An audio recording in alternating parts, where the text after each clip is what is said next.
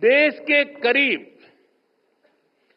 70,000 PACS को computerise भी किया जा रहा है।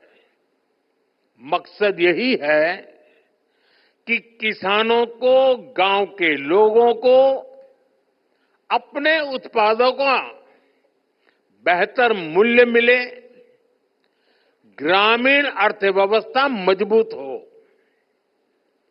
साथियों,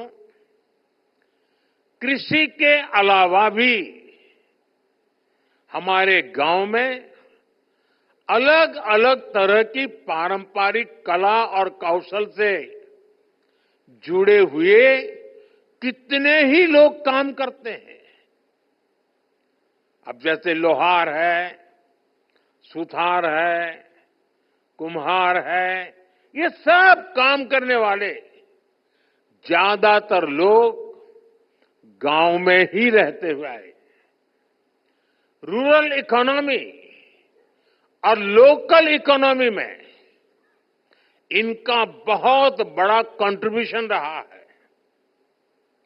लेकिन पहले इनकी भी लगातार उपेक्षा हुई। अब हम उन्हें नई स्किल उसमें ट्रेन करने के लिए, नए उत्पाद तैयार करने में लिए, उनका सामर्थ्य बढ़ाने के लिए, सस्ती दरों पर मदद देने के लिए विश्वकर्मा योजना चला रहे हैं। ये योजना देश के लाखों विश्वकर्मा साथियों को आगे बढ़ने का मौका दे रही है। साथियों, जब इरादे नेक होते हैं, नतीजे भी संतोष देने वाले होते हैं।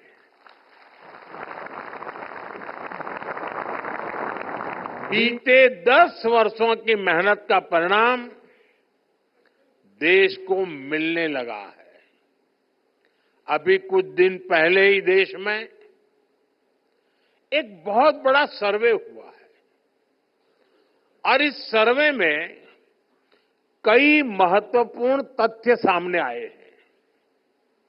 साल 2011 की तुलना में अब ग्रामीण भारत में कंजम्पशन, खपत, यानी कि गांव के लोगों की खरीद शक्ति पहले से लगभग 3 गुना बढ़ गई है। यानी गांव के लोग अपने पसंद की चीजें खरीदने में पहले से ज्यादा खर्च कर रहे हैं। पहले स्थिति ये थी कि गांव के लोगों को अपनी कमाई का